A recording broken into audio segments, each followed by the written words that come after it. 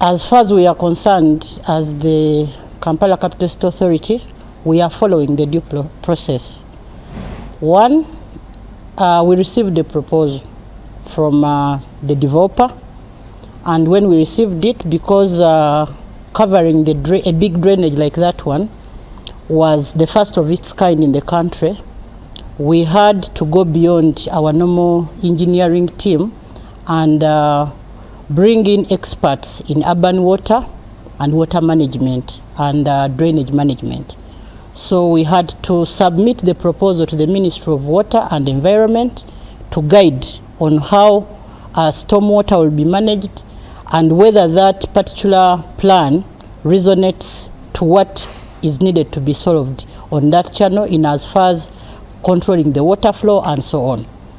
The ministry guided us, and when they guided us, we put the conditions the ministry put to the developer to fulfill them, review his plans, and then bring back to us. And when we did that, the ministry indicated that the developer should employ a qualified hydrologist to be able to do the hydrology surveys and so on and so on.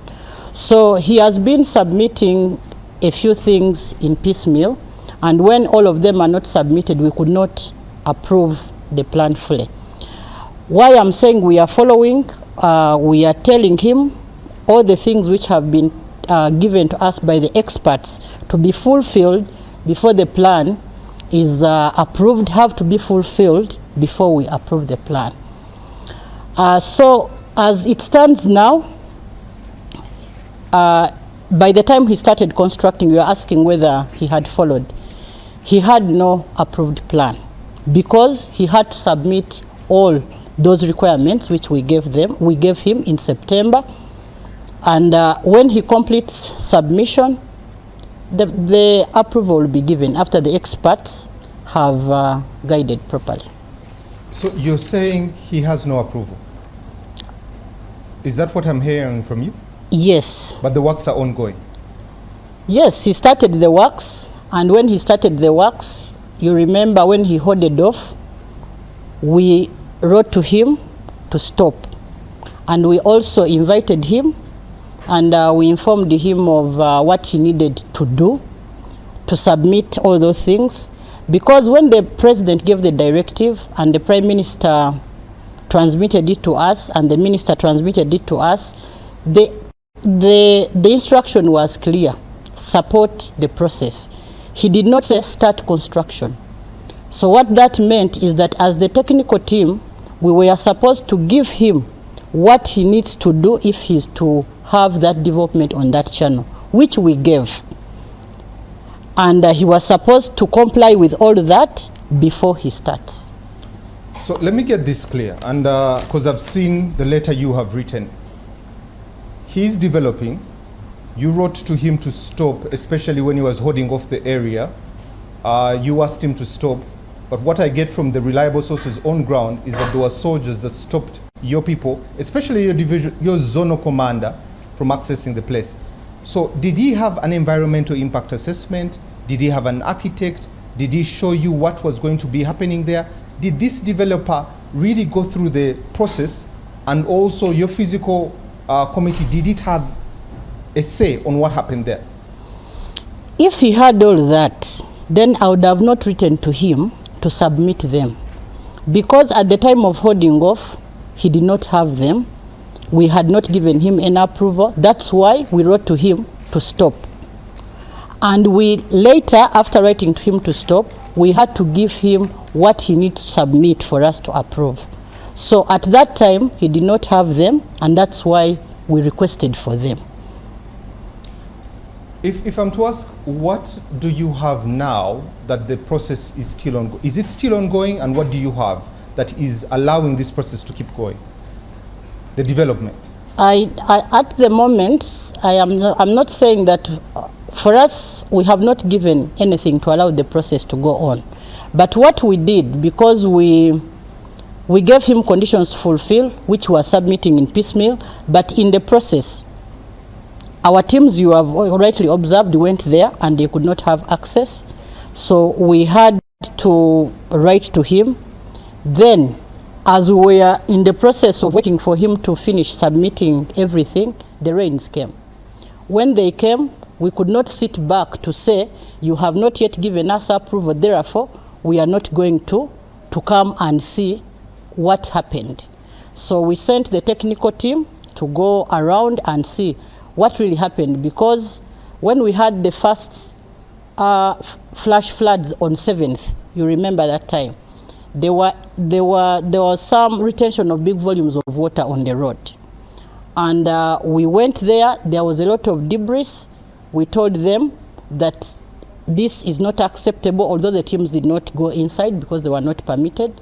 So this time, when the teams went, they studied the whole situation and saw that there were constrictions which were along the road, and as a result of the construction, in addition to other factors which contributed to the flooding. So we had to come in and send in our teams so that that very situation of flooding does not repeat itself, even when we have not yet done the approvals. So we have attached our engineers to go and do the corrective measures as we finish the approval process. My last question, Madam ED. Who is in charge of this channel? Who owns the channel? According to the record I have in KCCA, KCCA has 8 major channels, which we call the primary channels. And among them is Nakivubo channel, Lubigi channel, Nalukolongo, Kansanga, Mayanja Kalidubi, Chinawataka, Nalubega, and Walfumbe. On those channels, we have secondary channels which feed into them and tertiary channels. When I received the letter from my minister guiding me to support the process, I had to go to the Ministry of Lands to do a search for the title of Nakivubo channel. And the title is in the names of KCCA. It is M878.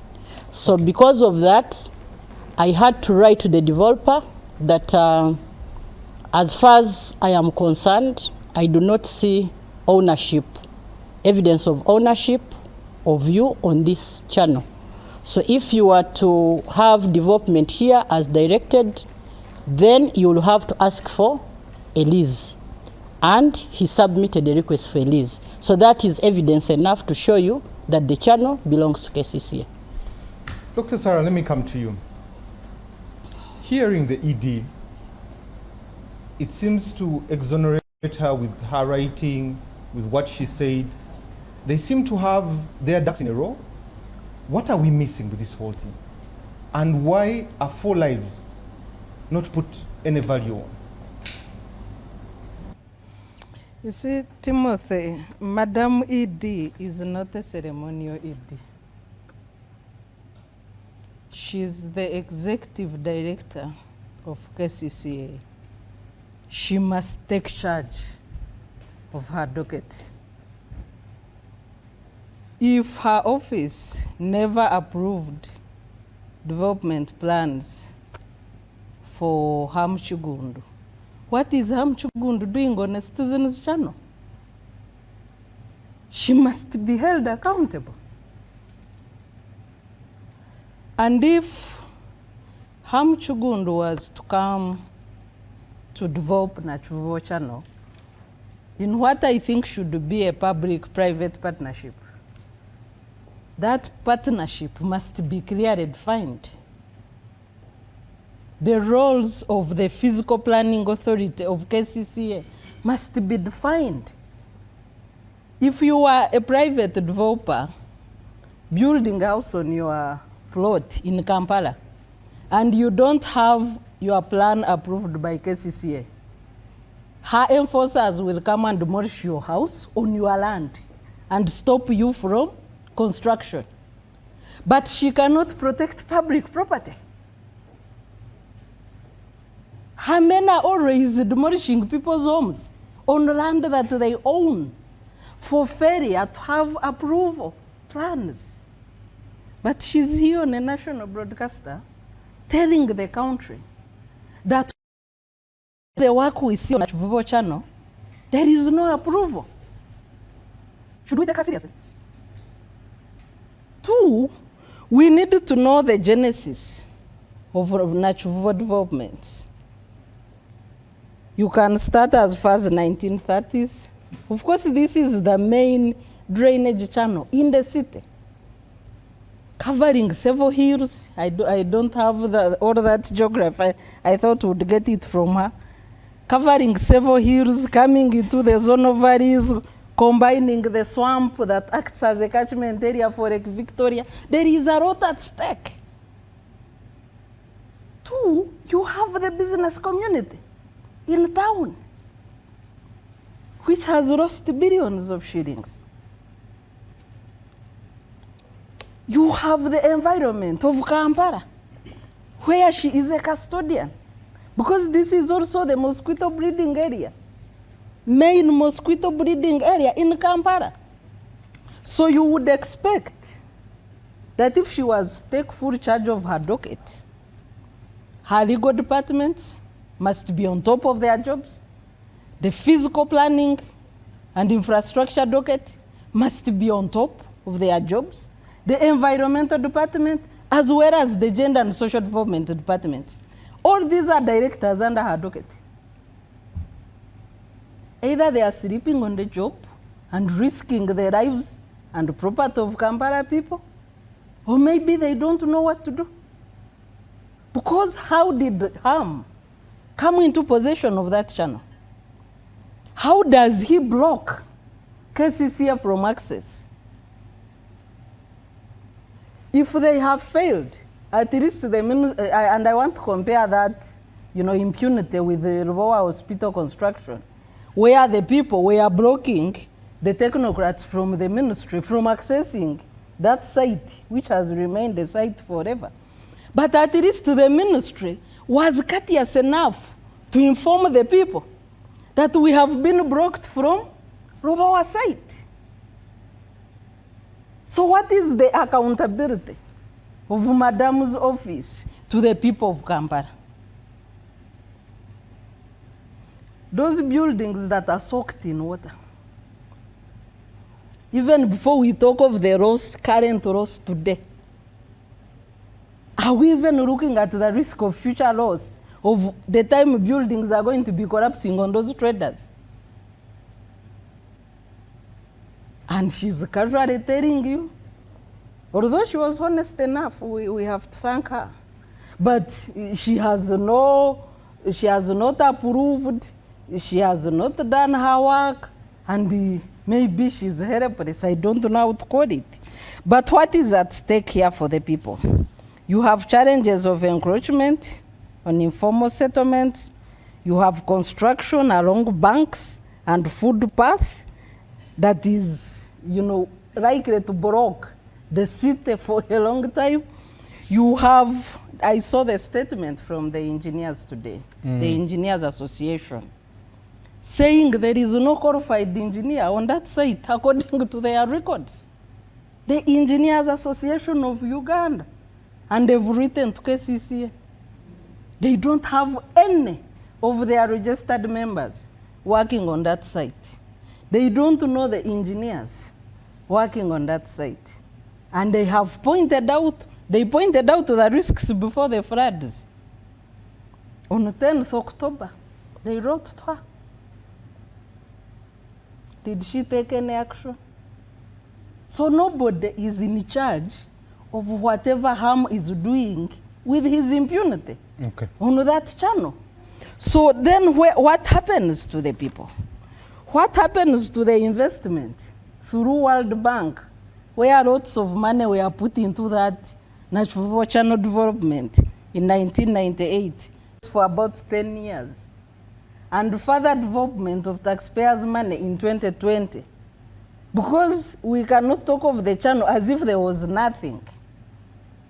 What if that investment is spoiled by quack engineers on the site working with Ham, with no supervision, and illegally? Allow me come to Yusuf, and then I'll come to the economists in the middle here. Yusuf, the clip, and I would like my producer to play that clip again. Why do we posture? Because when you look at it, the Prime Minister has been directed by the President. She has gone down. She has the Minister, she has Madame Idi, and really you are wondering, walking through this, and we're going to I'll get to the tokenism later, but why are we posturing? Because Ham's words in that video, he's specific and he says, CAF gave me certification for the stadium, but they said it cannot be around this channel. Then you look at the President's letter that talks about how this is imaginative and it's a godly gift. Help me understand this posturing and this whole scenario of these things before we get into interrogating these letters. Your question is biased. You're using the word posture, which in and itself is a way you look at things, which I think is a fair assessment. There's a bit of posturing. But first I want to come to Hajat Sharifa's defense. I think what she has done, quite honestly, is to wash her hands clean. To say, as far as my office is concerned, this is what we have, right?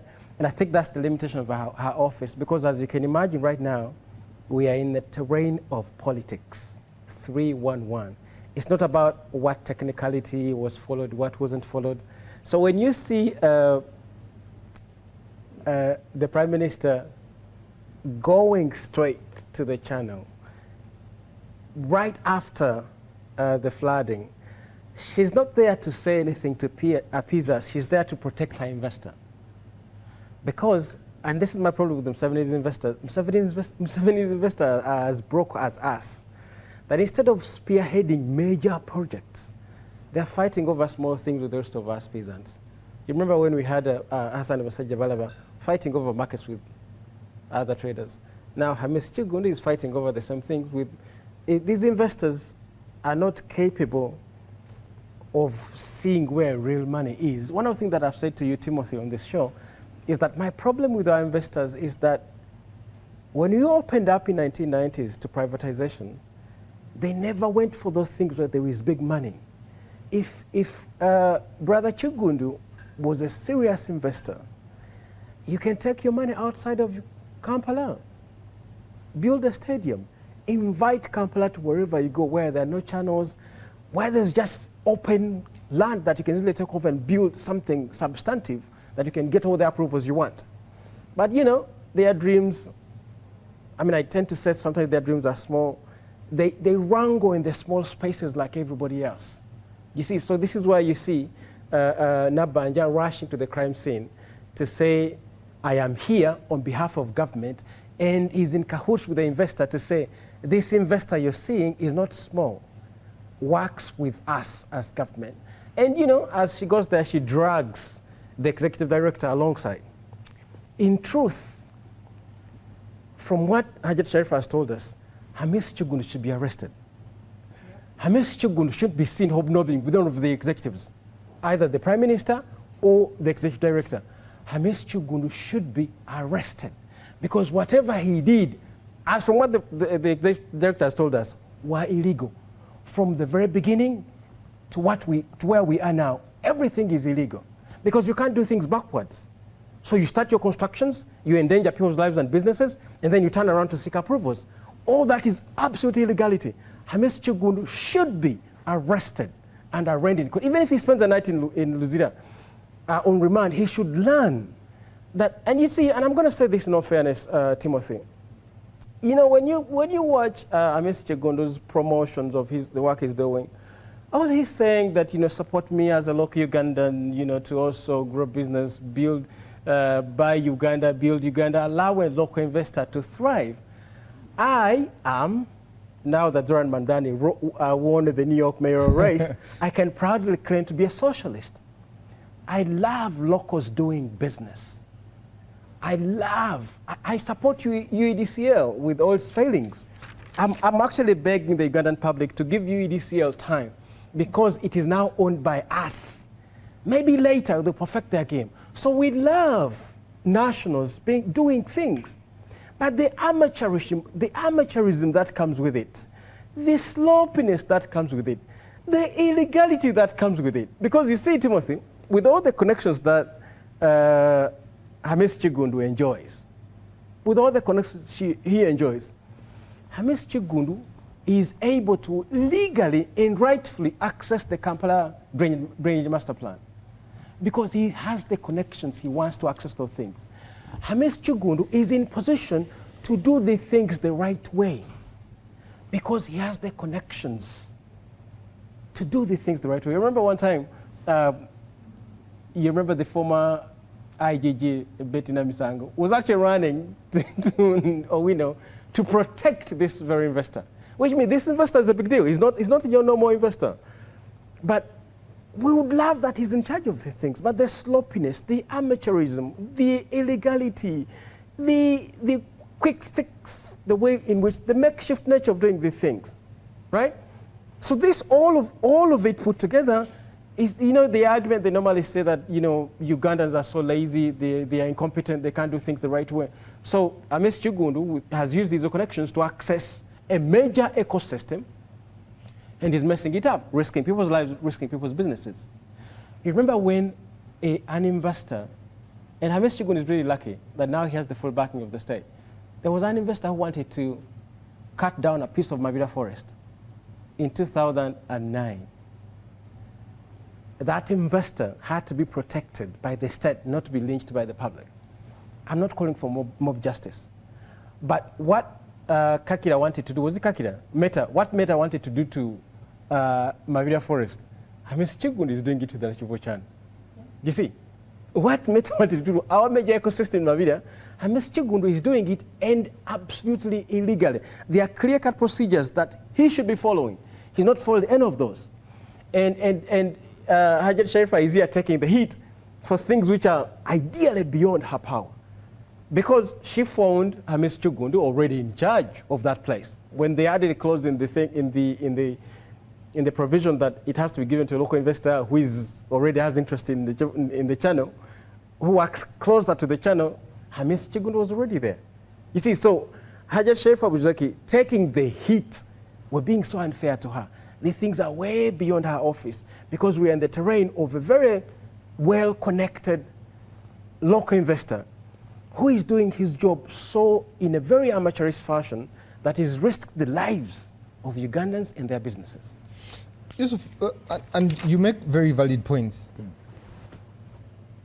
The thing that is really, there's a letter from the president, and the justification is in there, and I'll read a few things that are there for you to help us understand. People throw rubbish, plastic, garbage, and this leads to blockage of the channel. The proposal is imaginative and simple. Allow him to cover the channel after cleaning and strengthening it. Build properties to recover his money. Then this letter is sent to the minister sends it to the ED. The ED is quite interesting. She says, this is before, she says, detailed scrutiny and extensive consultation, acknowledging Ministry of Water and Environment and NEMA. NEMA is quiet about this thing. 16th, she receives the report that unauthorized people are holding off the Nachivubo channel. 20th, she sends out that unlawful activities are under this, but also the physical planning committee was reviewing the Minister of Kampala's correspondence. And on August 13th, and the other thing that he's applying for a lease for 6.5 acres versus some other claims or allegations of 45 acres. This drainage covers 18 bridges from Chagwe Road all the way to Entebbe Road. The letters are really not specific. What are we missing about this whole thing? For lack of a better word, who's fooling who? Nobody is fooling who. Because Ugandans are just caught. No, we are...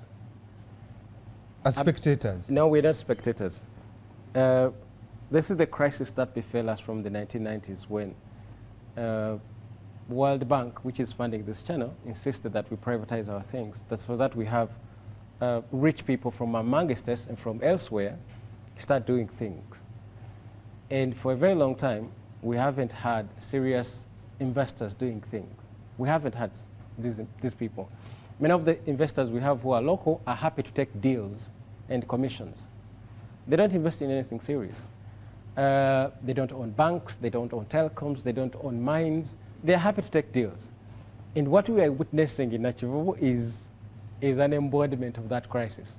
That our investors' dreams are so small, they're content to fight with us poor people. That we have failed to cultivate a group of rich people who are actually interested in actual money. That these people are fighting with us. So, and Museveni has really endorsed this, because we look at Kampala, Kampala has many centers of power which are often working against each other or working without the awareness of the other. That's what you're looking at. And the more we discuss the details of the technical details of the construction, the technical details of which letter said this, which letter said that, is that we miss the crisis we have as a country. The failure to cultivate an ethic which appreciates procedure. We have failed to do that. And the man, Hamis Chugundu, is an embodiment of that. Museveni has gambled to create rich people, but he doesn't give them, clear-cut access to wealth. That we end up wrangling with them in our small corridors. Ideally, that Nachivubo channel would have been, communities of people around Nachivubo channel who have worked there for ages, were able to develop that place. You didn't need a rich investor with the might of the state executing. That's a small project if you're talking rich people. That's a small project. The money there is very small. But in our view of things, we think because there's a huge concentration of people, the money there is big. The money there is very small. There's money in major projects across this country. Major projects, I can give you an outline maybe for an entire day. But our rich people are running and conflicting with us in our small place. So what you're witnessing is not who is fooling who. It's a crisis we've had for the last, I think, 30 years. Remember, Samakade took Sajawala to court over awards because he would take over a market where he has no store, and then government will say, no, this market belongs to the people there, and then he will claim compensation, right? And he will get loans from banks with letters of approval from Bank of Uganda. So Bank of Uganda would say it would be the one paying Sajawala. I think that was also, Hamis Chugundu was doing that at some point. Remember the deal which went wrong with the South GTB. African investors? So Sajawala was the man of that time, was the one being propped as the investor.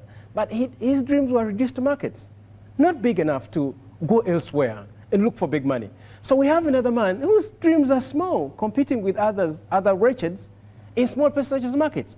So the crisis you're looking at, Timothy, is way bigger than Hamis Chugundu. Hamis Chugundu is the representation of that crisis. That the men we have, the men that Museveni has tried to build as rich people, their dreams are in those small places, and they are so executed with absolute disrespect to procedure. Impunity has not thrived in this country. I'm telling you, for a serious country, Hamis Chugundu should be behind bars as we speak. Okay, thank you. Let me bring in Dr. Muhumza. Dr. Muhumza, day two, I think between last year and this year is the most I have seen traders go on strike, meet the president, try to put their grievances, tenants, the Landlord and Tenants Act comes into play. The now second day, groupage has been chased. IFRIS was one of the contestations. Some of the things they're mentioning there. But also this channel with its water seems to have really 4 people dead, merchandise lost. What does this mean for the economics of the country? Yeah, thank you, Timothy. It's really economy stupid. The campaign of Clinton won the American election 1992 on that slogan. That if you don't see the economy in this, then you must be economy stupid. Congratulations to Mamdani again. How has he won? The first time since 1969, somebody gets 1 million votes in New York. And you have a very young man, and he's very humorous. He said, well, one of the first things I'm going to change is to move my age from 33 to 34. I'm turning 34 this weekend. But he has pulled off something very big. Part of his campaign was really to bring the cost of living, address the cost of living. He hasn't even said I'm going to solve it. But it's an economic issue. So when you look at what is going on here, is really a crisis that cannot easily be fixed. Politically, because the politics is trying to, as Serin Kumar is saying, these are small investors, if they are investors at all. You know, these days they have coined the word, tell me your network and I'll tell you your net worth. So his net worth is his network. Gamba Nogo. And that's why credit be given to our Hajat here. She's doing the best she can. In the banking sector, where sometimes I'm very active, the central bank is very clear. Don't lend money to PEPs, politically exposed persons, because you will never enforce. Let me use my friend, my OB, Abbas Yakagaba. If he came to a bank to borrow money, and then you lend him, and then he doesn't pay you, and then you go to court, and they say he should actually pay you. Now, you need the police to enforce. Which policeman is going to go to Abbas Yakagaba's home to pick his wheelbarrow and recover your money? So we stay away from those. Now, unfortunately for our ED, she can't do that. That's why she's done the best she could. This person is really violating the processes and the procedures. But what can she do? Net worth and network are holding out this. So you look down and say, who are the investors? And give credit, really, some of us have studied the economics and said, don't blame the doctor who gives you the medicine. Check the medicine. Maybe that's what you needed. Because if you're sick and they have to amputate you, you don't say, these doctors didn't like me, they cut off my leg. That's what you needed. In the 80s where we were, the World Bank medicine of privatize, liberalize was all there was. Because first of all, every government entity was not making money. So they were literally coming to the budget to look for money. Now these are the investors we are talking about here. You can click and link most of these so-called investors, the locals, many of them are really linked to somewhere, somehow a public fund. They will start from there. So World Bank comes and says, guys, UCB is not making money, Uganda Airlines is not making money, Serena is not making money, Apollo Hotel is not making money, Brewer is not making money. Close them, let other people who have money come and invest. And true, as you can look back, you can list where these fellows came in. MTN didn't ask for any money from government. We are all talking, we're even now lending money to each other, life is easy and good. Airtel, same thing. Serena is here, is even boosting up the investment. Sheraton is out there. Breweries has moved on. Things have moved on. But there are certain things that become worse where poor people now want to present themselves. You said posturing. I come with an idea, I don't have money, and I want to present it there. What exactly do you want to do?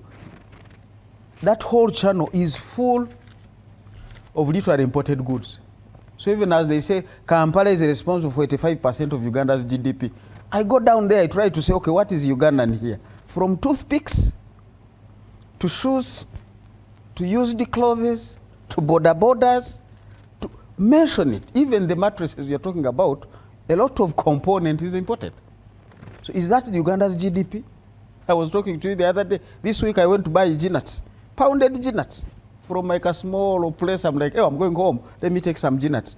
And I asked this young man selling, you know, scooping out, putting in the kavera. I'm like, where did these G-nuts come from? I expected a simple answer, Kapchorwa, Sebei, maybe Kamwenge, Luero. No, Malawi. So what are we? It's economy stupid. That everybody is grappling and struggling. Where harm is building, already Qualisare is possibly maybe 30% occupied. That's why the other battles and the strikes we are seeing are not even before the channel and the water. They were about taxes. They became rent, agreements. Should we pay in dollars? Should we pay in? You can clearly see these are economic issues that needed sound economic solutions, and the politics won't fix them. Now you bring in the politics, you are not going to fix them. But the economics needs to speak to the politics, and sometimes that's why we get it wrong. We are not blending well with the decision makers. Now, when they issue decisions, you would have expected some technical conversation on how do we go about this. Hajat has really explained water is a non-intelligent enemy. It's an enemy, it can kill you, but it doesn't know you exist. It doesn't come to kill you. And she has enough engineers to manage that water. So people even say bad season. It's not a bad season. When engineers put a makeshift bridge over Katonga, did they wait for Katonga to dry up? You have more water there than what you have here. So she has a good technical team that can really manage that. But like engineers have said, there is no official, professional, non-engineer in that space. So, Peter Hajat, what is she supposed to do? She's presiding over a story which is full of politically exposed persons that in the banking sector, thank God, we're allowed not to touch them. But in her case, she doesn't have that privilege. They are right in her doorstep. They are right in her office. They are all over herself. So the question comes, how do we solve the politics and the economics in order to develop? And you said very well before I get to Joseph.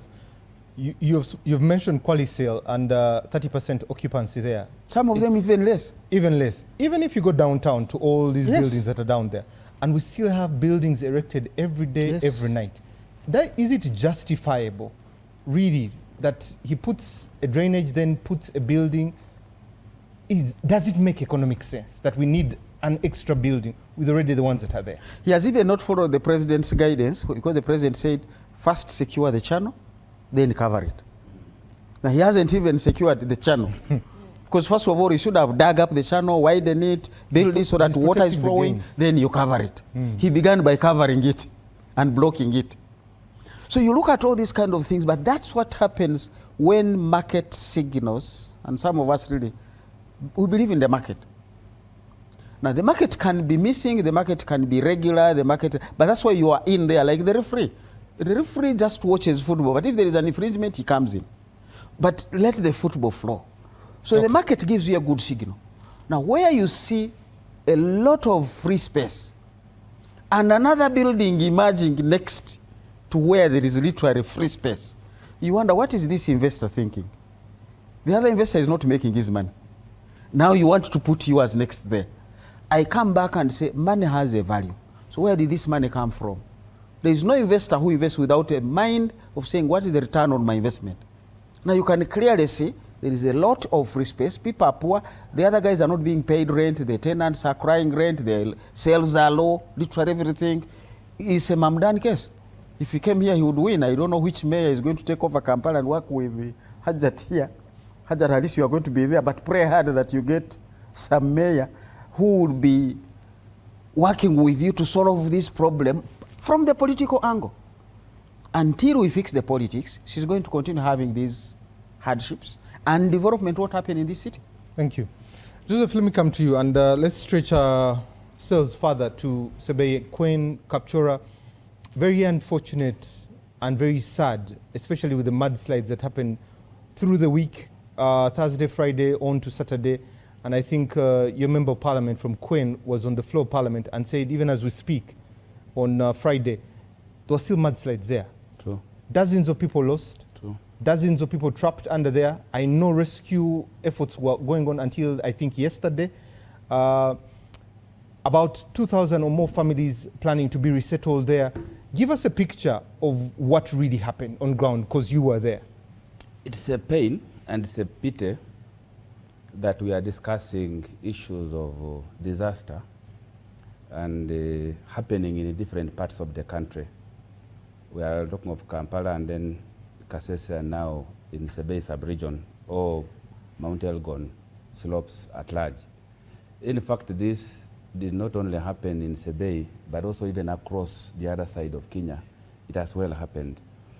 The onset of rains were on from 27th to around 1st of this month, 27th of last month. And the current information, of course, there is still work in progress, especially in retrieving the bodies. As we talk, so far, the retrieved bodies are 18 in both in the 3 districts, Kapchorwa, Kwen, and Bukwa. And we have also missing persons who are assumed to be dead because they are nowhere to be seen. Remember, this happened during night time. So these ones are really dead. There are 14 not yet retrieved. They are still within the mud. But you see, thank God for the locals who have gotten involved in this.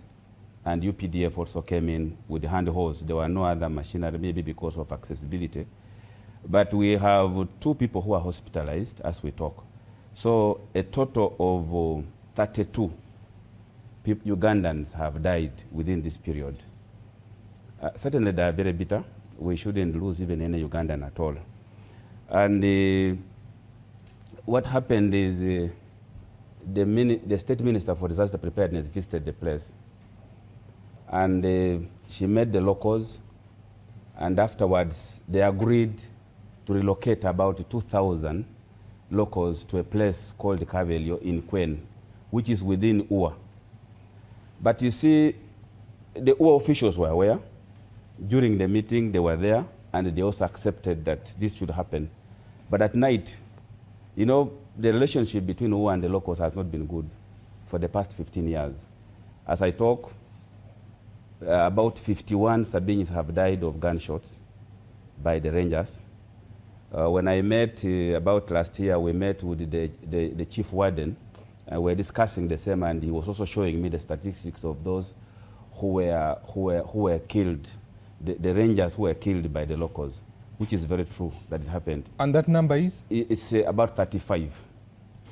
That's according to him.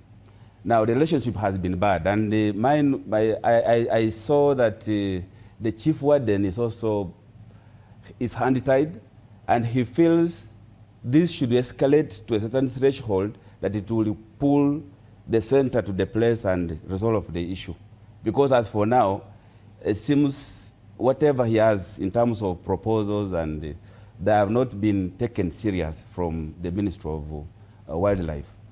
Now, when they proposed to resettle about 2,000 locals at a place called Kabelio in Kwen, at night, the Rangers were deployed, and there were gunshots. They beat up the locals. Remember, they had already been stressed by the loss of relatives and running away. You know, animals were lost. Buildings were crushed by stones. And in that state, Red Cross took some food and also gave them some tents. They carried away, dismantled the tents. So people had to run for their lives into the bushes. Others scattered within the place. Now that's the situation, and the people were bitter, certainly. The following day, they came up, and nothing has been resolved. Some people have chosen to get scattered within, but of course they are very bitter. Remember, this is also a political season, and we are expecting President Museveni next Monday on the 10th and 11th. I don't think he's going to find happy people jubilating as usual. This time round, things may not be very good for him. Now, the people who are due for resettlement are about, to be realistic, about between 500 to 700. But initially, of course, these others have now run into the villages and within amongst the people there. But about 500, 700 are completely stranded. They are there. They are stuck within the same place. They are saying, okay, if UA comes to kill us, you know, UA is an acronym. And in our language, they speak Swahili. And you know, when you say UA in Swahili, it means kill. So they begin feeling that resentment and bad blood between the two groups of people. So that's the pain we have at the moment. And we don't know what's going to follow. And sticking with you, Joseph, especially looking at what happened, 10 tons of maize, of posho, and 10 tons of beans have been sent. Why isn't this avoidable? I also want to put something to you. I know there's been a lot of deforestation. Yes. There's also been a population boom in the area, yes, hence pushing people towards the mountain. True. For 2 reasons, housing and cultivation. Yes. So I see forces have pushed the people there. True. But also, what mitigation measures have you done as leaders in there to support the people, to tell them the dangers of this mountain? Well, we have had meetings, the barazas with the locals. We saw this coming, and sometimes they have nowhere to go. Remember, these people, some of them are in camps, and it is not their making to be in those camps. What happened is that in 1983, when they degazetted that place to make it a conservation area, some people were living inside there, that the Bennets you know about. Now those were relocated, and when they were pushed out of the forest, they were put in camps. And the population has increased in those camps. They have been doing cultivation from there. Very poor people, not educated, with no toilets, and invested with jiggers. Now that's what happens in those. Now with that population surge, they have ended up cultivating and misusing the land to the level that now the land has given way, and also given the gradient of the place as well. Now that's one issue. Secondly, the lower belt, which you know last time we discussed about here. What happened is that the peace which was brought by, let's say, by the government, that is restored by stopping cattle rustling in the 80s and 90s and then 2000 and something. That peace brought us a problem in a way, because during cattle rustling, people migrated the rain and also occupied the same space up there, putting pressure on the same piece of land, population increasing, and the people, and yet the land is not expanding, and they're cultivating from the same piece of land. Now, looking at the lower belt, there are unscrupulous individuals went and got titles for the pieces of land. It became hard for the locals to go back, because when normalcy was restored, they wanted to go and occupy their land. They were arrested. Some youth even went there. They were arrested because they were now this time referred to as people who are trespassing in their own land. This is where we buried our forefathers. This has been known for ages, that it's the land which belongs to this very community. Now, after being pushed up and also pushed away from the forest, you are now living in a small stretch with the increasing population. This was has caused the problem. Even now, as we talk now, there's going to be food insecurity certainly, because what we cultivate now, we used to have granaries. These days we have no granaries at all. People are just living hand to mouth. And if the rain was not sufficient, probably wouldn't be, because what the main crops now are these Irish 3-month crops to keep them surviving and maybe help them also to take children to school. So this is still a very big problem. But the Ministry of Disaster Preparedness has always come in when there is a problem. The question would be, wouldn't they plan for this? Weren't they not seeing this coming? I also heard that the ministry, OPM had visited the Sebei region over and over after numerous calls from the leaders there. What happened? What has been done?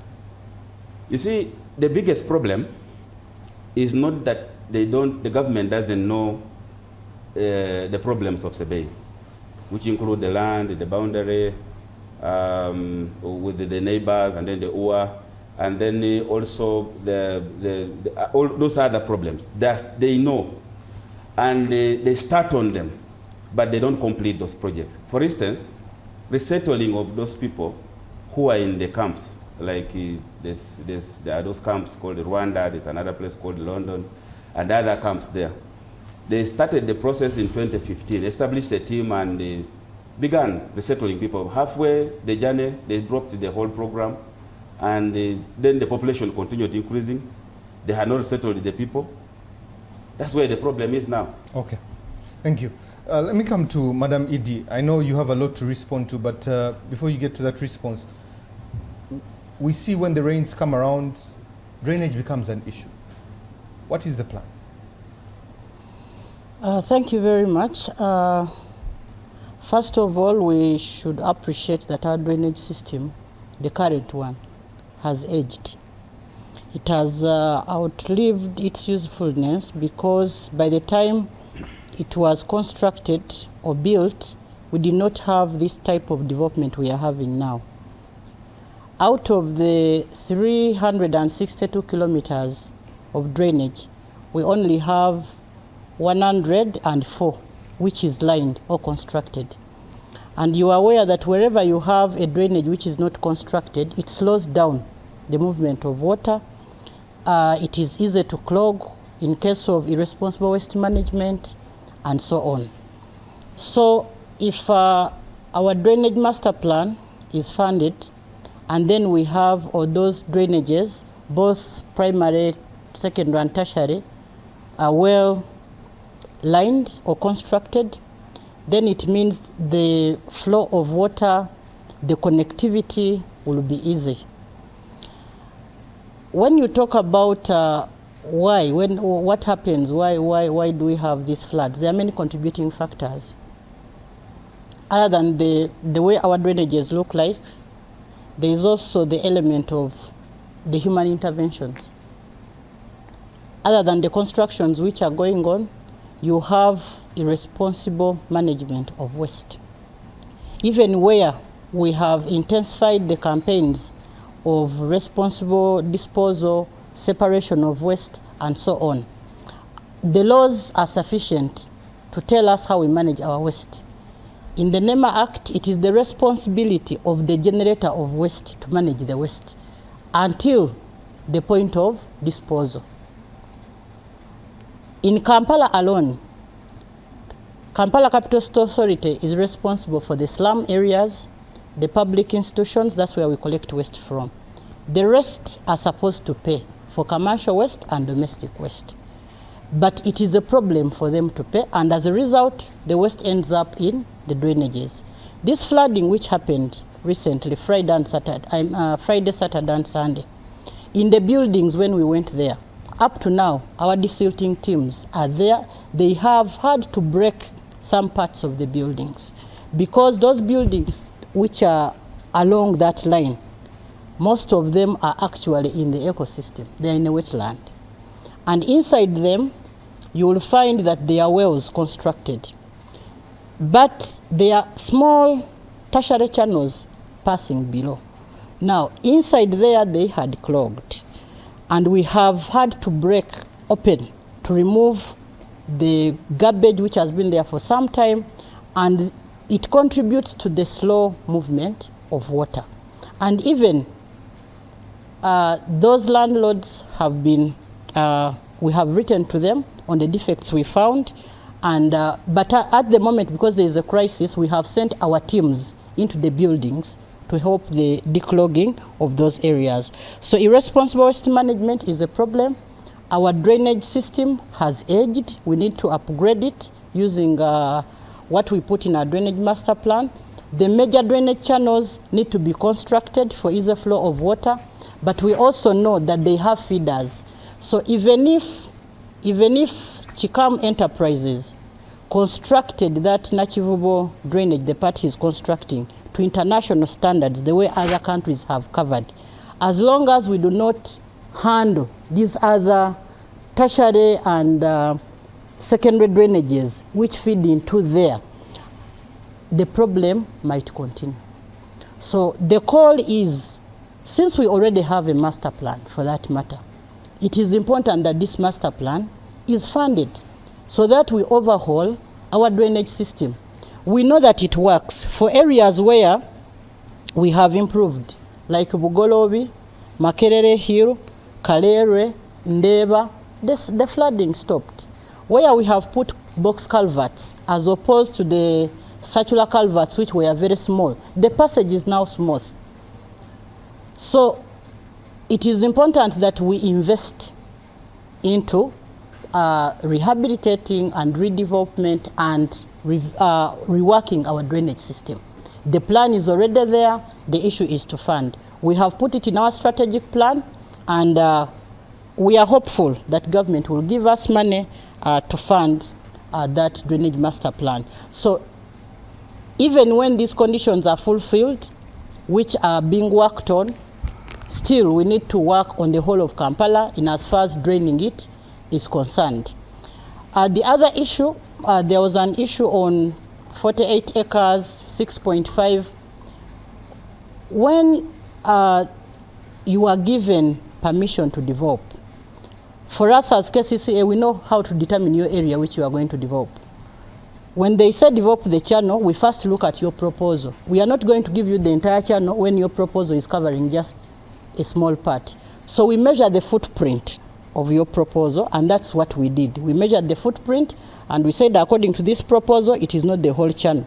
Your proposal covers only 6.5 acres, and that is the only part for which you should ask for lease. And that's why he had to ask for lease for that part. Then the other issue is because of the defects which we saw when we went there, even when the Prime Minister was there, we had a meeting, and we had to make sure that as we process the approvals or the building permit with experts giving us information, there is need to have the corrective measures done so that we don't have a repeat of the same. So that's why we had to provide engineers to support the process. We have also sought help from Ministry of Works and Ministry of Water to have engineers join our team. And more people will join our team. But that is on the side of government. You know very well if you have a development you are making, you are supposed to have your construction engineer and a supervising engineer. And all of those come after the plans have been fully submitted. Then we know which engineer, architect has submitted this. And as KCCA, we start working with that particular engineer to guide. So in the meeting, we were guided that we need to support the process. Yesterday, we wrote a letter and we instructed our team to go one by one from the conditions with the team of the developer to ensure that all those things which are missing are done. Because at the end of the day, when the people of Uganda suffer, they do not want to know what is behind the curtains. What is important, as the president said the other day, if there is anything wrong which has been done, it has to be corrected. Even in normal development permits, we have development permits which are made, for example, when a development has been already started, you make a request for approval as built. But approval as built does not mean that we are just going to take what you build and you start from there. Our teams, if he completes submitting what we required him to submit on the original proposal he gave us, our teams have to go to the structure to make an assessment, an integrity test of what has been done, and then suggest corrective measures, even if it means breaking some parts. That has to be done. Because as you saw, you've shown the video there, the inlets to the channel are small pipes like this. The control channel outside, if the flash water is to flow in, they are big volumes of water. They cannot enter through those small pipes. We have already told him those pipes are not what he presented in the original proposal, which we are studying. So when we finally approve, these teams have to go there and we map all the 75 inlets which were on that channel, and those parts have to be broken. Okay. So the corrective measures have to be made. Let's come back. Good evening and welcome back from the quick commercial break. We're back here on Behind the Headlines for the last leg of the show. And we're going to make quick comments on the flash floods. A nice comment that Dr. Sarah made. The rains are just beginning. And the question is, are we going to continue compensating people, especially in the plight of what's happening? But let's get quick comments. I'll start with Dr. Sarah and I'll end with the ED. Quick comments on these floods and this whole natural channel. So my question is, one, you have a person who goes on a public property illegally and causes damage to traders in billions of shillings. Even the buildings are not yet quantified. We are talking of merchandise. Other damages, we don't know how much it is. Why do we shift this burden to the taxpayer? Hamu must pay for his crimes. He has businesses that can be attached as a taxpayer. I don't see why I should be responsible for the illegal conduct of harm on a Chivivo channel and the damage caused to traders. This bill must go to harm. If he is doing public work, maybe this is another war hospital, then let the matter go to Parliament. If Parliament endorses that taxpayers should be embezzled for the crimes of an individual, then maybe. But harm must be accountable. Pay the traders for the loss of merchandise. Some of the traders have lost real money. You know, destroying currency is a crime. That should also be added to harm. Then the buildings, damage of the buildings. Madam Edie talked about illegal construction of some of the arcades. And then back I was like, but when did KCCA drop the ball? What does your physical planning department do? How do we get to have these illegal structures in the heart of the state? Then what happens in the outskirts? Do you really supervise these arcades? Like the issues you are talking about, that they are blocking drainage, some of the arcades. How would, I know you were not in KCCA, but when you occupy an office, you inherit the institution and its crimes and whatever happened before you. But what does the physical department do? That should also be called into question. Okay. But also going forward, the rains are yet to come. It would be good to know what are the contingency plans other than rectifying the defects. What is going to happen when the rains intensify? Thank you. Let me come to Dr. Mumza. Dr. Mumza, something that Yusuf hinted on, and I also had Dr. hinting on, impunity. At what point do we say enough is enough? When you say we, do You we want say... to get on the streets? No, because I will ask who is the we you're talking about. the Ugandans. You need to begin from there. And I used the example of my friend, the IGP. It's not that you shouldn't lend money to such people, but always say lend with caution unless you know them. So there's a lot that you need to be bringing in here. The rains, already this is a change of climate.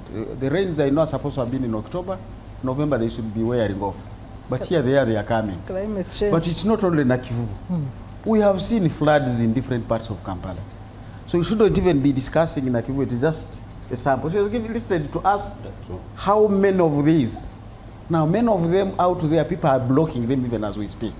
I see tracks of soil, poor sand here, poor soil there.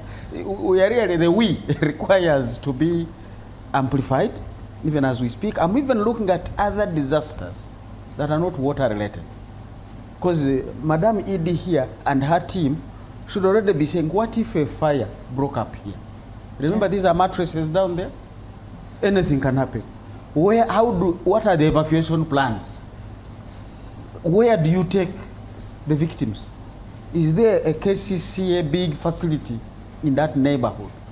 So there are very many things on her docket, and I know the KCCA have been with them for years from the different projects.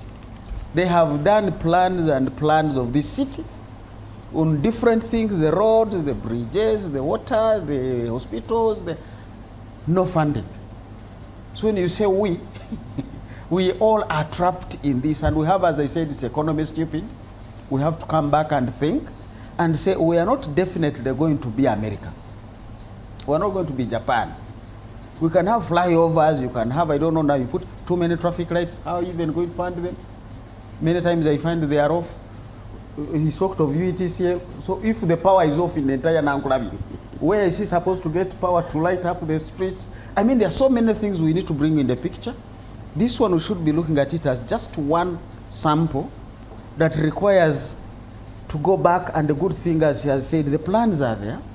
We need to get back to these plans and say, where do we need to modify them? How do we need to finance them? How do we face these things? Water is all over Kampala. Diseases are all over Kampala. Don't cover the entire channel. We see need some mosquitoes. You know, this is an ecosystem. Yeah. Not all of them give us malaria. Yeah. There are bats in Kampala. There are frogs in Kampala. This is their food. So who is looking after the wetland and its entire ecosystem that we know? In the absence of those frogs, who knows which epidemic is going to pop up tomorrow? Because there are certain things, that are being muted down there because of that ecosystem. So I want to let the technical people get back and be given their space. And once the technical people have their space, we say, how do we finance this to the benefit of the politicians? As long as things start from politicians to the technical people, some of the technical people will not be able to do what they are supposed to do. And minus the technical people doing their work, we are going to continue in this kind of circle. The president should allow the scientists he's paying well to do what he paid them for. Okay. Joseph, let me come to you.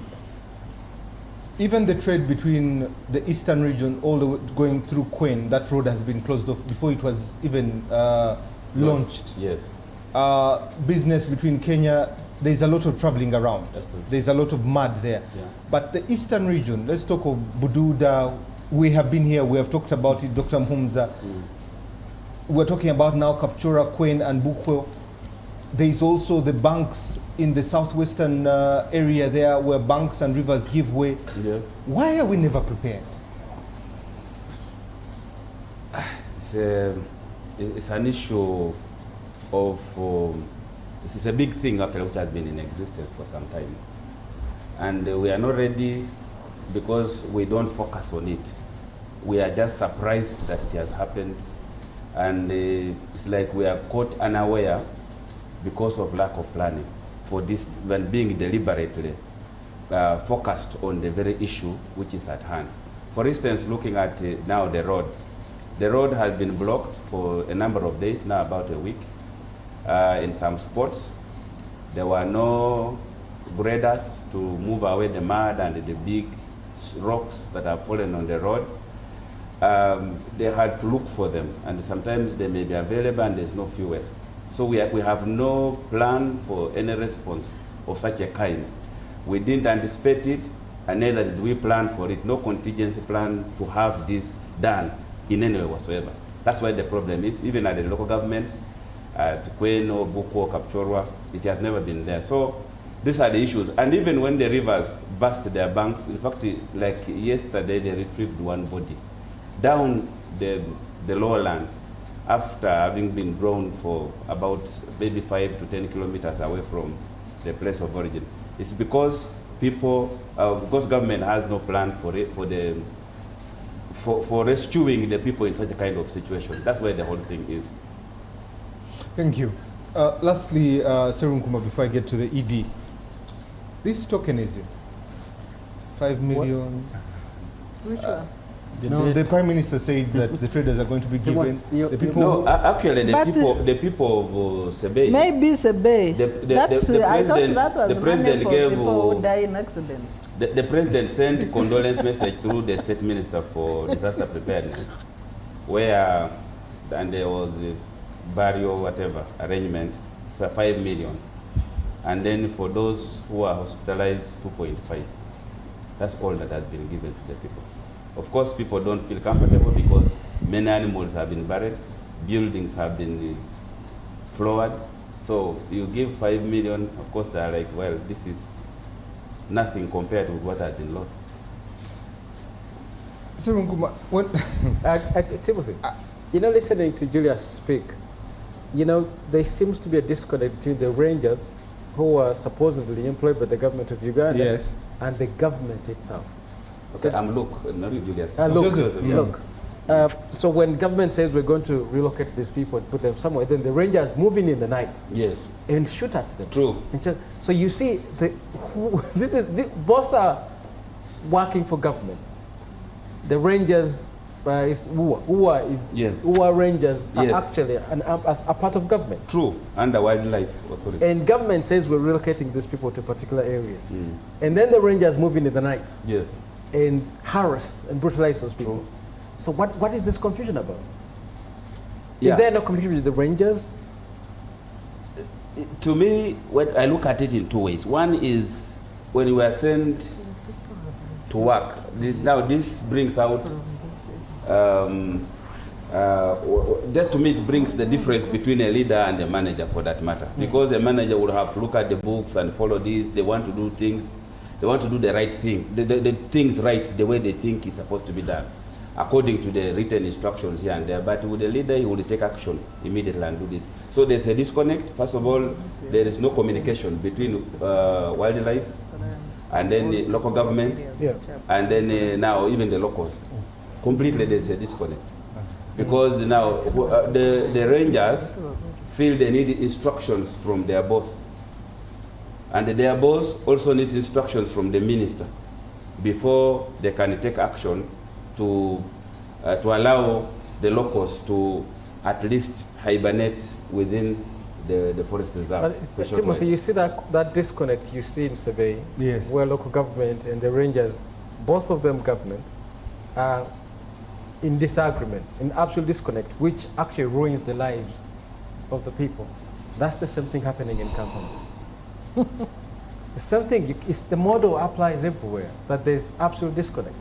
And you know, one of the things bothers me, Timothy, and I'm going to make this really small, is, you know, Hajat Sharif Abzeki here is a fine admin, is a fine public servant. I worked with her when she was in public service at Mulago. And her work is clean. But when she got appointed as ED, I remember writing a tweet that there's nothing as bad as being appointed to fail. Because right now, she would love to do the right thing the right way. But now she's being harassed to follow a rogue investor when the deal goes bad and try to clean it. She said, we have been guided. This is the executive director. Guided by who? You're the executive director in charge of governing the city. And then somebody else guides you on what to do. Because in this case, we have an illegal construction project which is supposed to take the full length of the law. Arrest the investor, cordon off that place, and follow the law. Maybe start deconstructing it, I think. Break it down. Yeah. But because, you know, there's powers up, so you sort of make a fine public servant look like she doesn't know what she's doing. It's the pain. It really bothers me so much that, you know, we have many fine minds in this country, many wonderful technocrats who know what to do. And because they're put in a system which doesn't enable them to thrive, it's very painful to watch. And I want to appeal, you know, to, I think, both the executive director and Hamis Chibun at some point, that I don't know how much time Hajat Sharif, you're going to appear to these shows or do, you know, media briefings sanitizing illegality, because there's a lot of illegality in this system. You're going to be, because as we observe, the rains are just beginning. There's going to be more damage done. There's going to be more madmen disaster, which falls in the docket of the ED. As Kiteze showed us, the ED often takes the hit that they're not meant to take. Okay. You know, so my appeal is, I don't know how much she's willing to do. I wouldn't suggest she resigns the job, but I think it's at that point that you consider your options very carefully. I want to appeal to Hamis Chibundu too. You know, you're a very powerful person. There's no doubt about that. You have all the connections that you need to execute any project. Do it the right way. Use your connections to do it the right way. Because I guarantee you, Timothy, because of his power, there is no way Hamis would fail to go through the right procedure, because he has the connections. Follow the procedures. Hire the technocrats. You have the money and you have the access. Hire, because it's embarrassing that the Engineers Association tells us that you don't have any qualified person on such a supposedly gigantic project. Hire the right people. And then finally, you know, these investors are lucky that we don't have serious politicians nowadays, right? You remember when we had Mama Mabida? Mama Mabida actually led. But she's there as a politician still at the moment. No, the times have changed.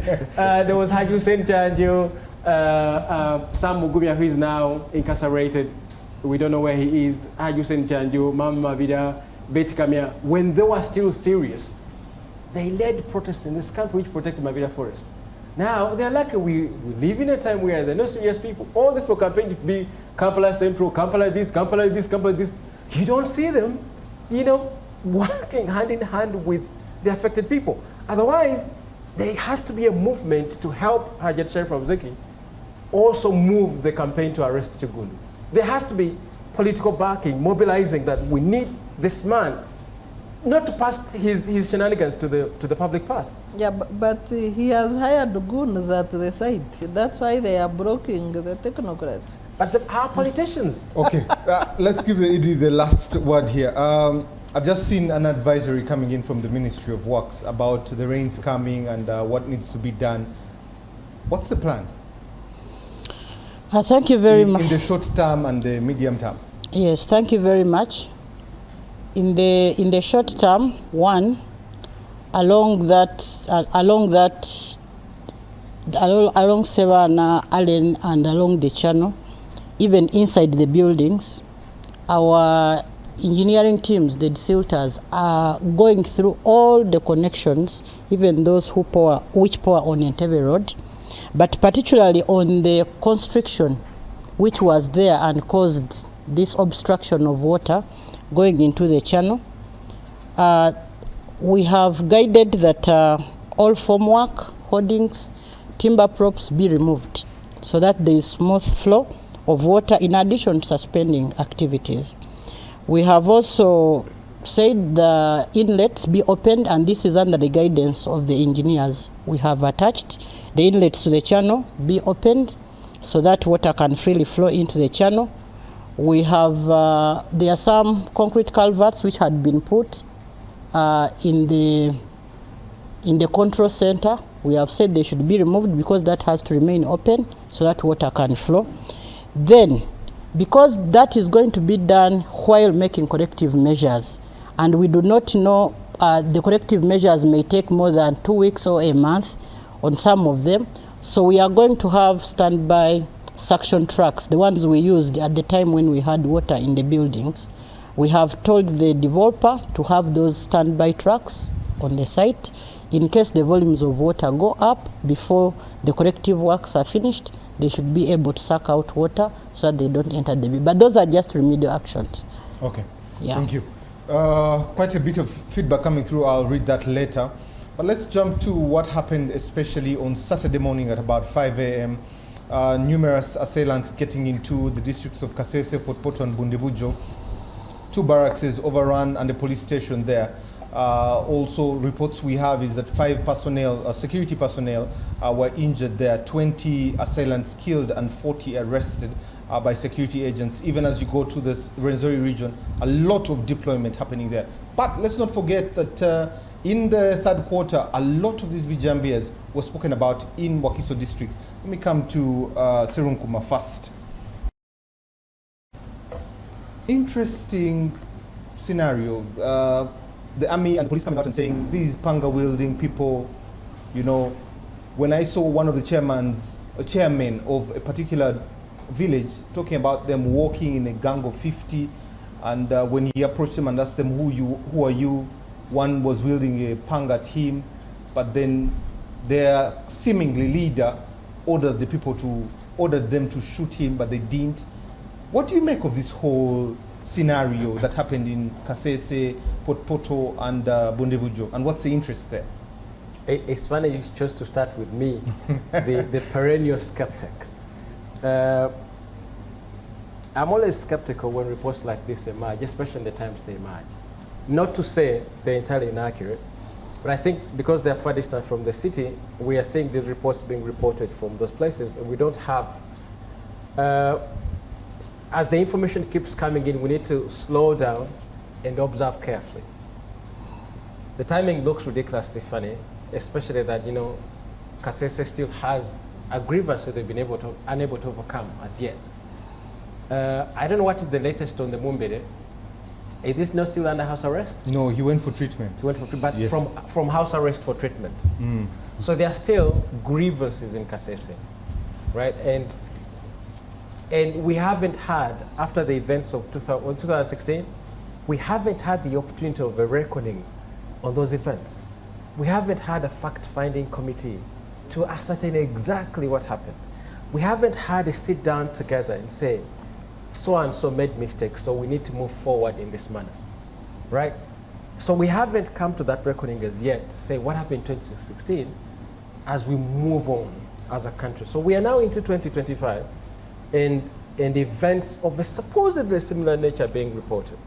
Now, the interesting part is that they're coming in an election period, right? So what we've said before, the election is peaceful, the election is peaceful, the election is peaceful, and I've often argued, I think it's too early to say at what point do we conclude that the election is entirely peaceful, because you can't disconnect these events from an electoral process. They're very connected. Could this be, and this is me, scholars' curiosity, journalistic curiosity, could it be that this is an effort to securitize the election? Because the previous election was so heavily securitized around COVID that events took the shape they took because they were securitized. Is this the moment that we securitize this election? You see, and history is replete, our history. I think it was New Vision. New Vision has been running stories where finally the men who are throwing bombs around Kampala are being arrested. Right? When we had terror threats across the city and many Muslims were thrown in jail, and I think many are still in jail, many were still being tortured. Now finally, the state is saying these were all inside jobs. So it's not ancient history. This is like 3 years ago, 2-3 years ago. It's not ancient history. So this country is so used to having inside jobs which take people's lives, right? And I'm not making this up. This country, not ancient history, 2-3 years ago, people are being arraigned in court on charges that working for the state caused this amount of damage, and they report it as being committed by other people, right? So this is the context we need to approach this. That in this fluid and intense moment of electioneering,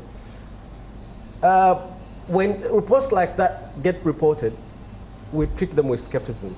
The Bijambia, which had MP Sewanyana and Muhammad Segrinya arrested for a very long time, we've never had a fact-finding committee. We don't know what exactly happened. All of a sudden, they just died down with those arrests. So we don't know what really happened as a country. So from our history of getting these violent actions, and all of a sudden we just lose interest. And then a couple of years later, we say, no, these were inside jobs.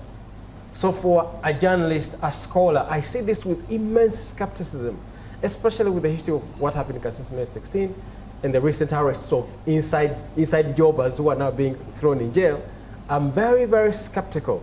But that's not to entirely dismiss. Because you see, one of the things that we struggle with in Kampala, and I think Dr. Mhumza here would agree with me, is evidence. That people who were involved in this thing spent 95% of their time hiding their tracks, right? Inside or outside the establishment. So we struggle. What helps us to keep a cool head is our curiosity and our skepticism, that we don't quickly buy into the narratives coming. We need to take it slow before we know who actually are the perpetrators of this violence. We need to be very, very careful, because we don't have a government that we can really trust in terms of giving us information. Very interesting assertions at that. Joseph, let me come to you. Some of the assertions that I saw in some of the clips that were played, 4 of the assailants that were killed were residents within Bundibujo. They were known, and one of the brothers came out to say, we didn't know where our brother was. When you look at the scenario of the different facets of this whole attack, panga wielding, new gumboots, but also to a police barracks and an army detach and a police station burnt, then the killings, the shooting. If they were panga wielding, why did we need shooting? What do you see as the motive behind this, and why now? Well, one can easily relate it to the political atmosphere at the moment, but I wouldn't want to buy the idea that probably it is orchestrated by government to create fear. Because we have a history of that. It's not new. Yeah, but I wouldn't buy the idea, because what would the government want to achieve? Are we saying that area is pro-opposition to the extent that the government would want to create such a situation to create fear in the people so that they don't either vote or they affect the voter turnout?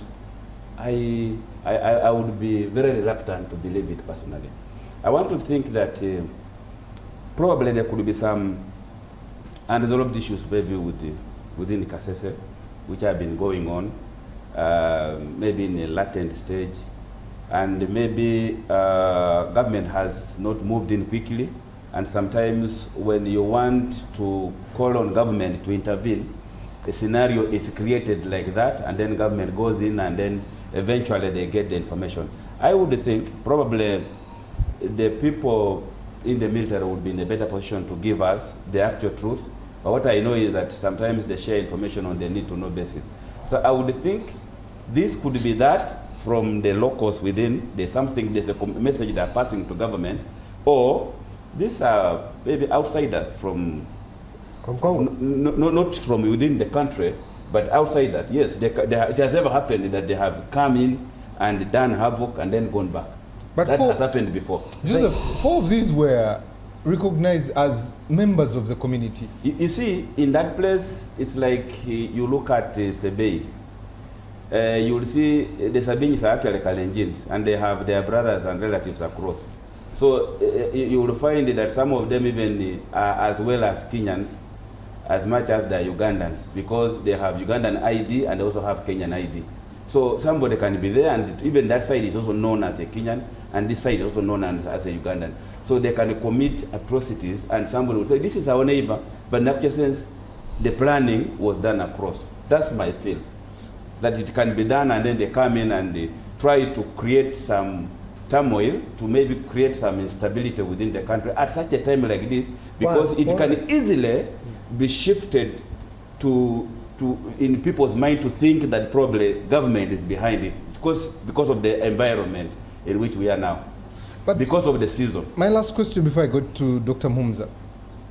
The lady in Kalere was shot down, and that was intelligence saying they had gotten information. Yes. Next day we see news in the Standard in Kenya saying this was a Kenyan. The bombing in Munyonyo, security tells us they got intelligence. Yes. How did they beat the intelligence this time? That even to a point, the chairman was moving to different police stations, informing them of the 50 people that had walked in. You know, how was there a lapse, or? It may not be reluctance per se, but it's easier to detect an enemy when he is within the interior of the country than when it's at the border, when the enemy is at the border side. There it's a bit hard, especially if they have a similar tribe across on this side. You can easily confuse them, and it becomes hard for them to be detected. That's my personal view. But in the interior, it is easier to trace their movement up to the interior, and it's easier to also isolate them as well. Because you will have known, maybe they can track their communication, they have their systems and whatever, but there at the border, you will find somebody is either in or out, and sometimes even can leave the phone the other side and come without the phone into the country, and they commit atrocities and then go back. What's your view of their motive? What's the motive? Well, I think to create a scenario that probably in such a time like this, maybe to divert, first of all, it's diversionary, to divert the attention that side, given the political atmosphere at the moment, and then maybe try to delay the process, maybe the electoral process in a way, maybe create some scenario of trying to postpone or delay them, but also maybe try to show that maybe some weakness within the government, maybe there's laxity in the security. That's my thinking. But I don't think they have any intention to capture government, for instance, with that kind of that kind of strength.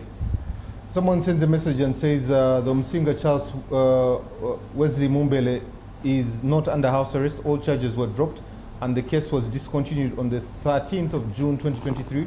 All that had been alleged has been dropped and is on treatment now. Okay, thank you for that message.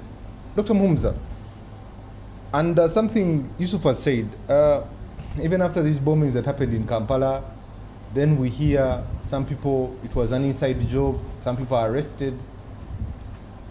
When you read that and see this, what do you make of it? But also, what are the implications to the livelihoods of especially people in that region? Well, this is really, I don't even know how to frame it.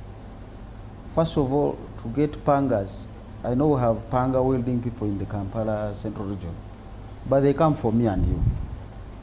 But for people to get pangas and head for the UPDF, you are either mad. You must be very courageous. Not even courage. You must be so crazy. Insane. So, but or highly motivated. That's where I would go back and say, who is motivating people to that level? In the 80s, these things happened with Lakwena. They would hold stones and go to attack the UPDF. And the newspapers are there, 400 mauled, these ones, how many killed. So what exactly, who is behind this? Because I don't even want to engage these young fellows who got pangas to come. There must be somebody behind who is misleading them, confusing them, clearly knowing they are going to be killed. Because you don't get a panga and come to attack a barracks. What kind of logic is this? What are you thinking? Is it desperateness for what?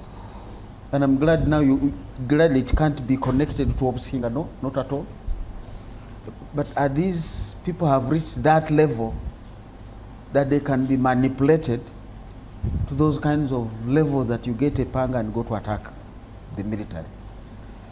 I am hoping that the military will finally get the information about who exactly is behind these kinds of attacks, because the young fellows will die and more may come, but we must get the person behind all this so that we can salvage these livelihoods of these young individuals. And Doctor, you know, we tried to get General Kulaije, was not available, his deputy wasn't available, tried to get the police to come here to be able to give us insight on what happened. But you have said it, attacking a military detach, a police station, setting them ablaze with pangas. Really? What message were these people passing on? Because at the end of the day, we're missing something. They were sent literally by somebody out there. Now that's the person you want to find, and I think that's why give it to the security forces. They don't want to engage the public before they actually say, what is it? Need to know better, as they say. Yeah. They will not tell us everything, but at least with time, they will find out some information that we need to know. And these are questions eventually that we'll engage and understand. But I want to believe the young people are being misused by somebody out there. Now, I don't know whether that person has a political motive, but certainly not a security threat to anybody.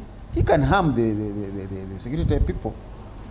Cut one or do, but you're going to completely die. So, just quick information. Yes. See, when Dr. Mhuza says there's somebody out there misleading these young people, that's very dangerous to say, because it means you assume there's a bigger culprit who should be looked for. I think so, because I don't think young fellows like those can mobilize themselves to get pangas. That has been very dangerous, and I speak as a Muslim. It's been very dangerous to the Muslim community in this country, because many Muslims are often picked and thrown in jail for the claim that they were leading things like this. And at the end of the day, after this violence serves the political function, government loses interest. And you take the Msinga case and the Vijambia in Masaka as examples, government just loses interest. Of course. After the violence, which, as we know from New Vision stories, is often an inside job, has served a political function. After it serves a political function, people are still in jail rotting, they lose interest. That's what I'm saying. Who is this? Who is getting the political function served? Because it's not these young fellows. But then we need to look inside as well.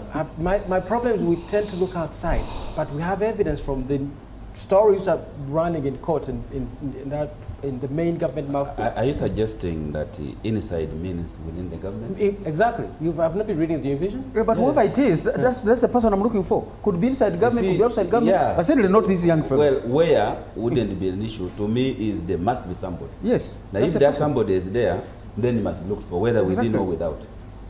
I don't want to believe these young fellows mobilized themselves, bought pangas from a shop, and went for a barracks. No. But Doctor, having said that, really, I want to think, not really to say I am speaking just for the sake of it, but by the time government takes a step, I don't think they will arrest somebody because of the religion. But look, I'm not making it up. There's evidence. Yeah, that's true. The government has taken a step, arrested people because of their religion. That's true. You're throwing them in jail. So I'm not making that from the blue. I'm not sure it was because of the religion. Clear cut. You see, even the jokes in this country. sometimes, doctor, with due respect, it could be by coincidence, for instance. Oh, no, It is possible they can arrest you. There's a pattern which is well known. There's a pattern which is well known. In fact, the joke goes in this country. If you carry a Muslim name when a terror attack happens, you know what the comedians do? They start playing skits. If you have a beard, maybe you should cut it off. If your name is Yusufu, maybe you should change something else. Those skits are funny because they are true. There's a gen I know who carries that name, but there was a time actually when people are being looked for tribes. Yeah. During the apartheid time, we were there, and being a Mnyarwanda was a problem. But I'm not reducing my argument to just religion. I'm just saying individuals have suffered under the claim of being behind these attacks. And after this violence has served a political function, government loses interest. And even when they lose interest, they start hunting from inside themselves. Yeah, and that's why I'm saying give credit to them. They are still now trying to sort out that. As you're saying, maybe they got it wrong before, picked the wrong pattern.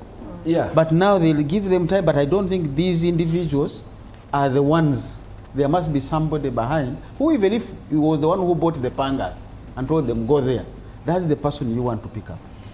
But it's also possible to have leading intelligence, which may end up being wrong. Yeah. That's why they withdraw.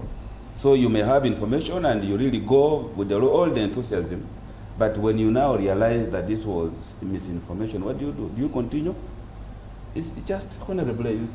That's why they lose interest, because maybe they landed on the wrong person. Okay, thank you. But sometimes it's a coincidence, but maybe they are of a specific religion or maybe specific tribe, for instance. And I want to believe that in the jail, and for the same reason of whether the Gambia and whatever, there are not only Muslims there. Dr. Sarah, why is government leaving this blur for the public to speculate on what's happening? Because it is a security concern, and also just to add to that, the people that raise the alarm, what's the population? Why are they being left in the dark with whatever is happening? You see, we need to map out the security architecture in this country. We have village intelligence officers, security officers, VISO. We have the same at parish, PISO, parish level, sub-county level, GISO, district level, DISO, regional level, RISO. These are all employees of the Internal Security Organization in Uganda. They work with other people. Half of the border riders in the country are security informants. Do you think that this network would fail to detect such an activity in 2 districts? 3 to be exact. Yes. Do you think that all this network collapsed and failed to inform government of what was happening in these 3 districts? I don't think so. So the question then should be, what is it that we are dealing with? If you look at the history of pangas, panga wielding thugs, started as chiefs operated by police. For the longest time, Bijambia thieves in Kampala were working with police. Where did they go? Could they have been deployed for something else? If you look at the season we are in, Dr. Kizza Besigye was picked from Nairobi, allegedly with 2 pistols to overthrow government with 2 used pistols. That case is still pending in court. Before picking Dr. Besigye, 33 of youth had been picked. Later, our government lost interest in their charges to overthrow government. Could somebody be still working out with something to join with Besigye's story? Because the trial is yet to happen. We don't know. But I don't think that this security network in 3 districts would all collapse at the same time. I don't think so. No. It didn't collapse. Let me. So how come it was the Panga citizens? person, you have them here. Panga person just needs to be lucky once. But people Security were agencies moving have to be alert all the time. and somebody can sneak through with a panga, In 3 districts. looking like All of them are. looking like he's a butcherman who going to look for a cow. Joseph says that. But people were moving in groups. Exactly. Allegedly. And It how- wasn't one individual. How would they know Yeah, so. their way around a district if they were coming from outside? Yeah, but at what point do they group up? They can move as individuals and then group right at the point where they want to attack. So where they are seen as individuals, anything can happen. But I'm sure we will get to know the truth. Let me come to That's Madam also not Idi. true. We never get to know the truth, Dr. Mumu. So you know, you say, Even that will be the truth, that we are not going to know the truth. That will be the truth. We truth. never, once they lose interest, no more details emerge. Yeah. They just lose interest. Madam Idi, when you look at these security concerns, especially that the closest it was to your city center in Wakiso there, what concerns you, and are you empowered enough to ensure the safety of your people? In as far as the safety of the people is concerned, we have the Kampala Metropolitan Police. We work with the different security organs. We have a security committee which meets monthly, but we also have another committee inside KCCA where we have police, ISO, and other security organs are coming to join us to ensure that the safety of the people is actually secured. So we do not work alone as KCCA in as far as security is concerned, because some of the security concerns which come to us are actually not supposed to be handled under our docket, but we are supposed to collaborate with others. For example, you see issues like issues of fire. Fire is a preserve of the police, but when it happens, we as KCCA cannot sit because the people who are there are our residents. So we have to call in police to come and help. The other issues we are talking about, the bombs and others, those we have to be on the alert, working with the different security agencies to ensure that the people are secure. Thank you. Let me read some feedback before I give you parting shots. Good evening, Timothy and the team in the studio. The government has forgotten the people of Sebei region. Last year, the same thing happened, but government did not show up. Among others includes the unresolved issues like the boundary conflicts, compensation, restocking, and continued raids by the Karamajong warriors, the Pokot warriors. Do not get surprised when President Museveni will be addressing more than 500 people in Sebei next week on the 11th. We are grieving in Sebei. This is Isaac from Kapchora. Okay, thank you, Isaac. Thank you, Timothy. The environment in Kampala City is full of dirt, boveras, empty plastic bottles.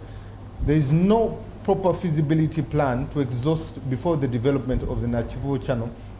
Automatically, the items will suffocate the drainage system, hence the overwhelming menace. Those developed countries have developed such channels and have worked without the rubbish of handling politics. Okay? Finally, the Honorable Mbide has said that the vital things have been ignored. The weather and the ecosystem of the channel. Kampala is likely to face a drought due to the absence of conventional rain, which is induced by vapor from the channel, but also Kampala will experience very high temperatures as a result of zero condensation, but also dry air. This is Richard in Namuongo. Okay. Finally, someone who sends a message from Buko. I am Enoch from Buko. We are sorry about our officers. They have not helped us at all. Okay, let's have parting shots. I'll start with Dr. Sarah, Dr. Fred Muhumza, Joseph, Yusuf, then finally the ED. Well, I will give my parting shots on the Kampala flooding saga and the landslides. I think, Madam ED, you need to assert your authority and stop this channel. And maybe then if you can't, then you have no business being in that office. Because I don't think that the Kampala Capital State Authority, that you are a typical civil servant, like you are trying to assume. You have predecessors, especially the first occupier of that office, that would have thought our authority, although she stayed for about 3 years and left. And I don't think you plan to really stay in that office for long. That's not the nature of office.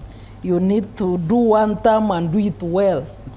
So my view is that your office must function in the interest of the people, not massaging the egos of politicians or becoming a political broker with quack investors that we have in the country. You are going to risk the lives and property of the people if you cannot use your office the way it is supposed to be.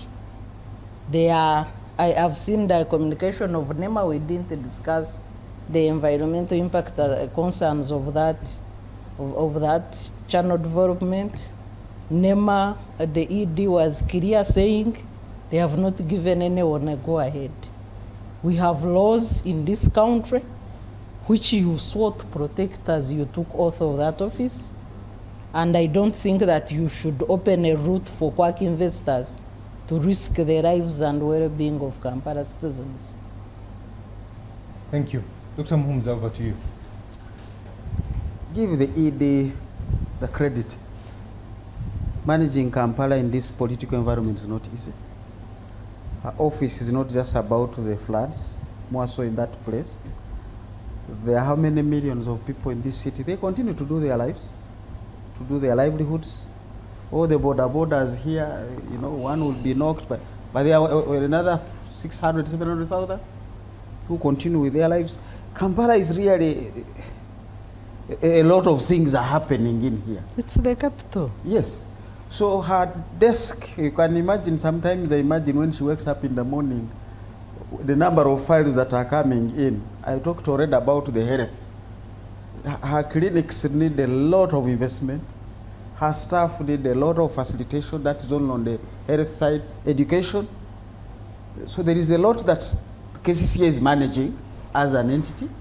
So let's not be veered off by one of these nasty statistics. We say that's an outlier. I can throw it out there and continue with the mainstream of the data. Every time you find an accident on a road, another 20,000 vehicles have been on that road. So don't say this road was badly designed. I hear a lot of these kinds of things. We sympathize with her. We are happy to help, to discuss. As I've said, I've seen so many of these plans for Kampala over the decades. They have good intentions. They never get the money. They never get the political support here and there. Sometimes even the people you are using, I mean, some are not on the same course. You're like having own goals all over the place. I don't want to be in your place, but I want to be next to you so that we can see how best we improve the city. This is all we have. We're all going to be here, walk through this city, things happen in this city. We are training future fellows. Let's appreciate where we are, then jointly agree how do we get from here. As the monitor said, when did the rain begin to beat us? It's already beating us. Now, how do we get out of the rain and the water? It's not going to be very easy, but that's what we have. Thank you. Joseph, over to you. I have two things, maybe to my sister, the ED, and then the other is to the president, as he plans to go to Sebei. In one of the holy books, there is a word called scapegoat. And the scapegoat is used for the atonement of the sins of others, but not the sins of the goat itself. And unfortunately, the goat has no choice. Once chosen, it will always be a scapegoat, and it becomes very challenging. And my sister, there have been predecessors in that same office. It is not that they were sinners, but somehow, when time came for atonement of sins of others, the scapegoat had to be given in. And normally the priest speaks and they let the goat into the wilderness. And that will be the end of the story, which we don't wish to happen to you. In my view, you can't afford, if it were me, I would rather die fighting than sit and maybe appear to be a little bit lamenting and helpless, especially when it's happening. I even rather quit, even if within the first 1 month or 3 months, for as long as I'm standing on the truth, other than waiting until I become a scapegoat. That's my view. My appeal to the president is that as he plans to go to Sebei, that's next week according to the campaign program, that is on 10th and 11th. He will find us in the somber mood. certainly the environment may not be so good. But the appeal is not all hope is lost, certainly. But there are two things to note. One is there is a disconnect amongst the different MDS. The Ministry of Wildlife is not working together with local government, and is not working together with the other ministries. So you find we are suffering as a people, even disaster preparedness like that. There's a disconnect which has led to us, the locals, to suffer when disaster strikes.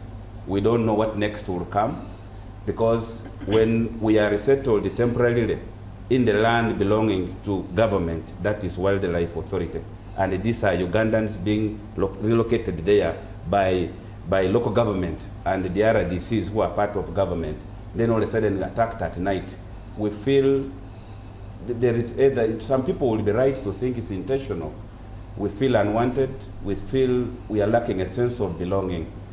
And finally, is that even as the president comes to Sebei, the request is meet some people, especially the elders of your age.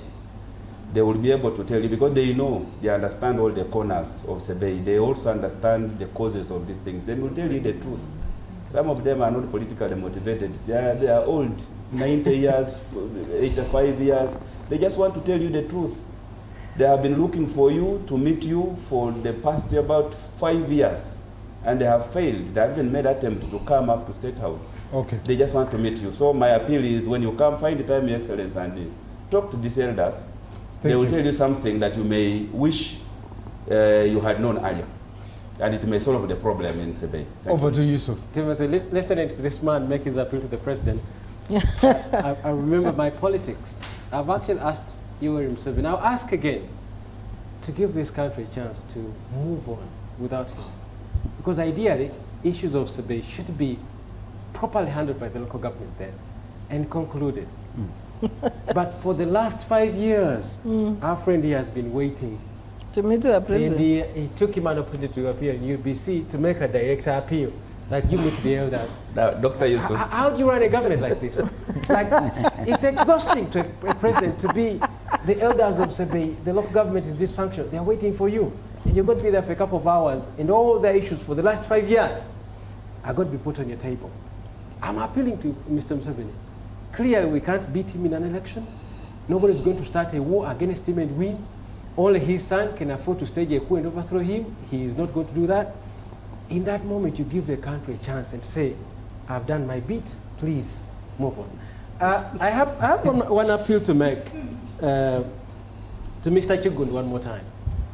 You know, some of us are die-hard supporters of local capital. Some of us are die-hard supporters, and we believe capital can only reproduce itself with the support of government. That capital to actually work, you need the government to come and help you. If you are as connected as he is, you don't behave like an amateur. You don't behave like a sloppy person. If you are as connected as you are as he is, do the right thing.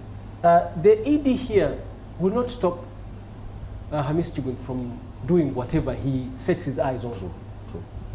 Her office is empowered on paper, but doesn't have the wherewithal to say, Hamisi, I'm going to arrest you, you can't do that. It doesn't have that power. So if you have those powers, if you've been blessed by those powers, you work to a point that even after Museveni's government is gone, you can still sustain your business.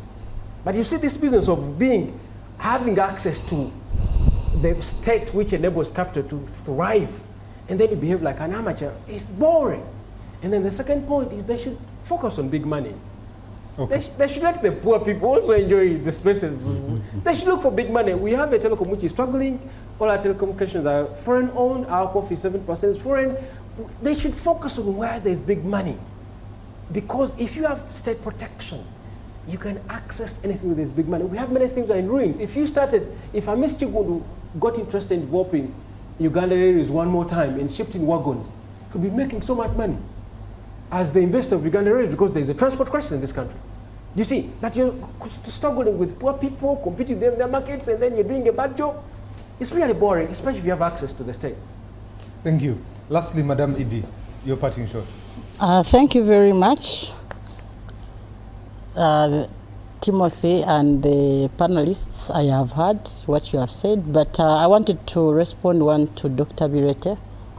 The office is functioning.